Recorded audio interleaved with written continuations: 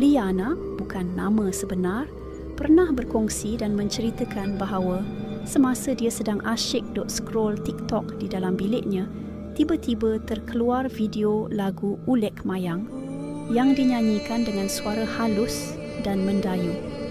Dia layan seperti biasa, tanpa fikir yang bukan-bukan.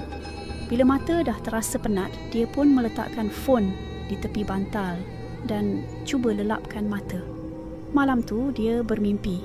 Dalam mimpi tu dia berada di pesisiran pantai, sedang berjalan seorang diri, merawat hati yang sedang luka.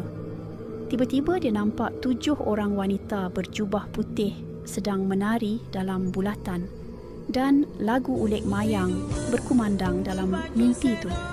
Salah seorang dari mereka tiba-tiba berpaling ke arah Liana dan berkata, "Engkau dah dengar, engkau kena ikut." Dia terjaga dari mimpi. Peluh sejuk membasahi leher, jantung berdegup kencang sebab mimpinya tak habis di situ. Dia terkejut bila melihat kakinya dipenuhi dengan pasir-pasir pantai yang halus dan hidungnya menangkap bau hanyir macam air laut. Liana pun bangkit dan terus ke bilik air. Malam tu juga, dia buat solat hajat dan minta dijauhkan dari gangguan benda-benda halus.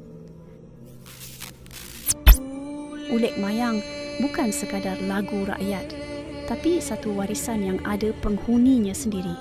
Bila kita mainkan tanpa izin, kadang-kadang mereka datang mendengar, dan kalau tak kena cara, kita pula yang dipanggil untuk menemani mereka. Hati-hati, kerana tak semua lagu boleh didengar sesuka hati.